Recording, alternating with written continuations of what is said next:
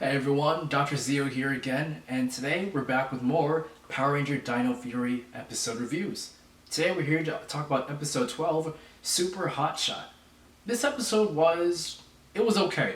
It was a filler-focused episode around Izzy. Um, yeah, I thought it was okay.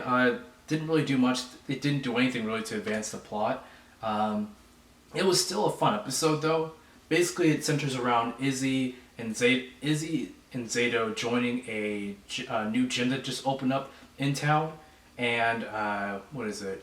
And on the villain side, Mucus and Slider come up with a plan to kind of hijack or hack into the Ranger hotline to divert their calls to a certain location, so that the Rangers aren't getting any notifications about Sporks Beasts beyond the loose. Which I actually thought it was a very smart, if not kind of short-sighted plan. Like, their heart was in the right place, and there was a lot of effort put into the plan. I applaud them for that. But I didn't like how, there really wasn't much longevity. Like, obviously the Rangers were going to catch on to this eventually. So it's like, what? I mean, how many sports beasts did y'all think you're going to get before this plan kind of, fell apart? I mean, at the end of the day, though, they did get one Sporks Beast, so, bravo to them. Void Knight now has an additional Spork Beast to help revive his girlfriend, wife, tube significant other. But, there are things I liked, things I didn't like about this episode. Let's go to the first thing to the things I liked. There was a comedic scene between Warden Garcia and the other Rangers there in the beginning. Speaking of which, Warden Garcia was back. This is his first time appearing since episode 7, Stego's Search.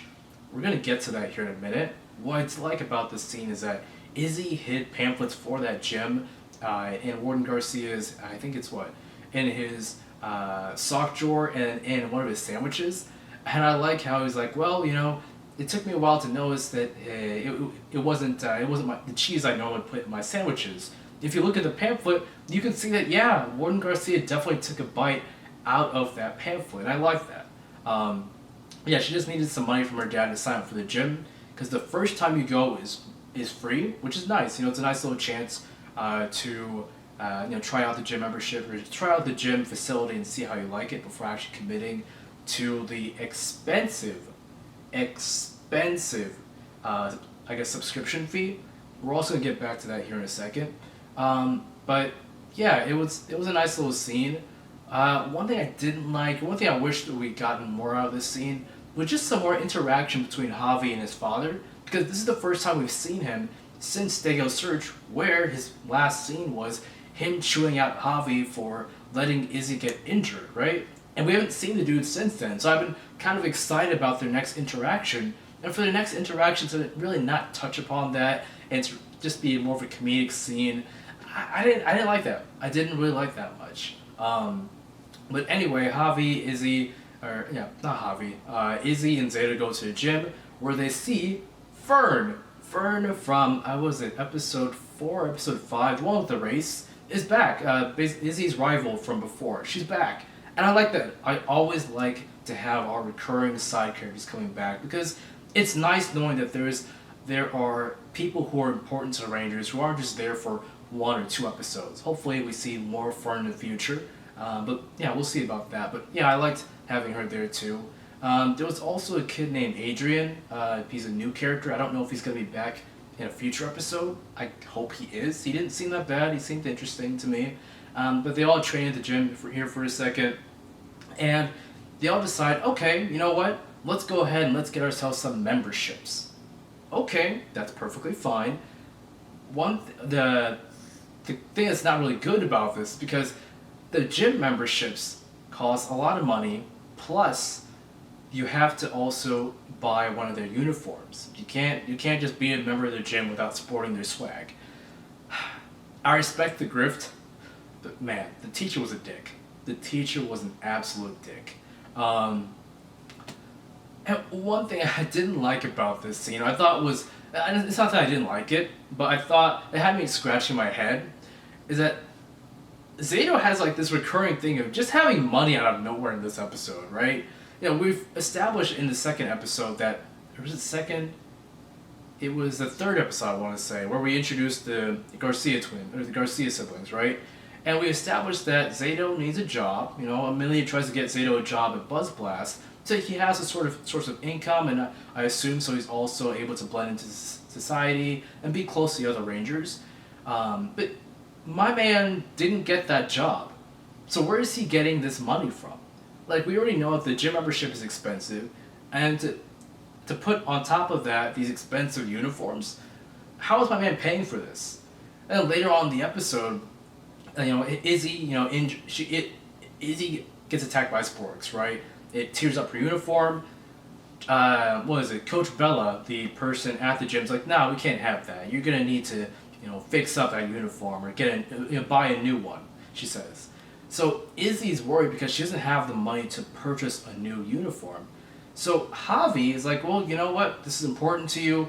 I'll be more than happy to help. You know, give you some money so you can help pay for it." I like that. I like that a lot because I always like my sibling moments between these two in this season. And then Zato's like, "Yeah, you know what? Well, I'll give you some money." So he is the first person to dig out into his back pocket and take out his wallet.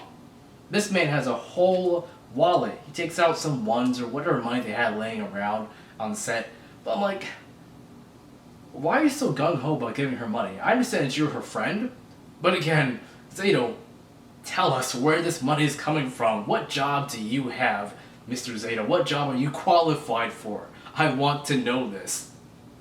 I mean, it's funny. It's not a serious issue, but I honestly would like to know where Zato's getting his, you know, that money from.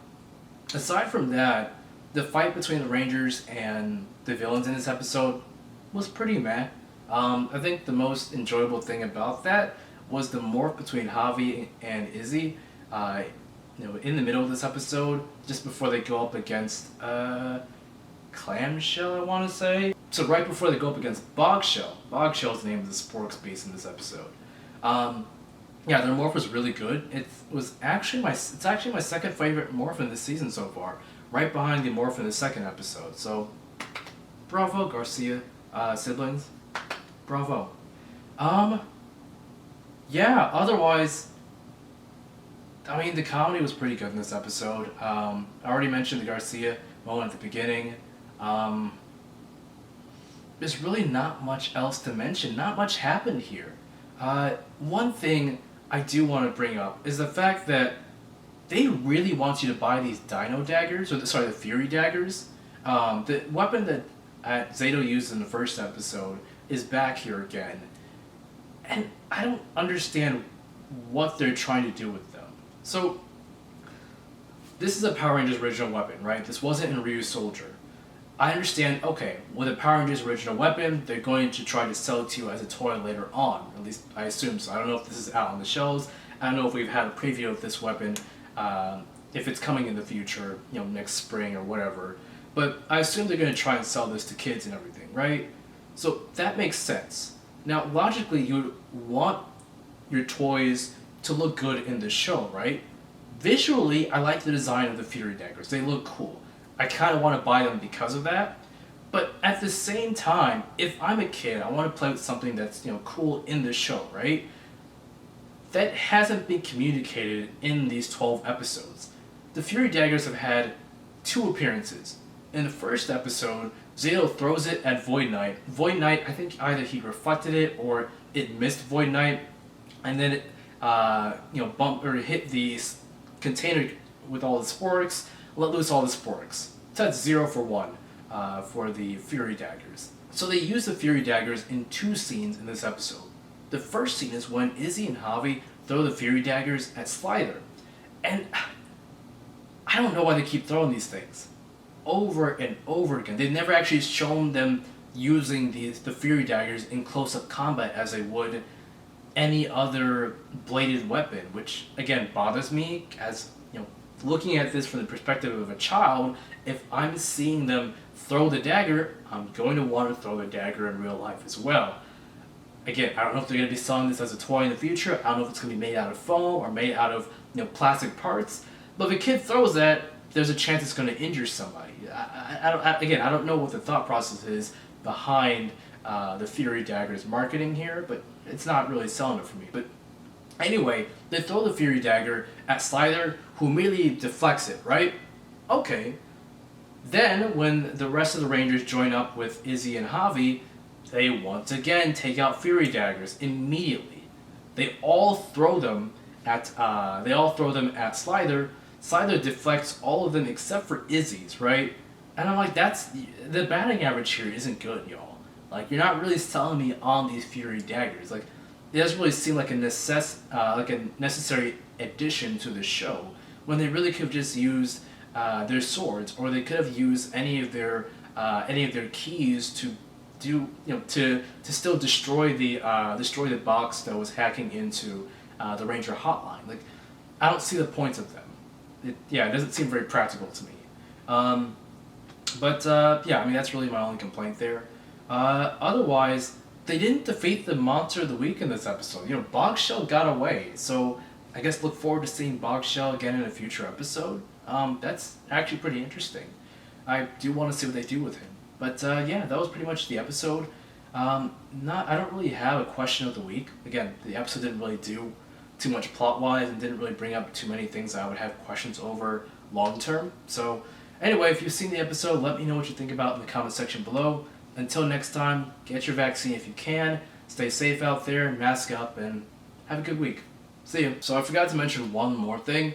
I do like how at the end of the episode, after the Rangers destroyed the box hacking into the Ranger hotline, it goes back to a scene at the base where it shows, Solon has now reinforced the encryption on the Ranger hotline so that this can't happen again.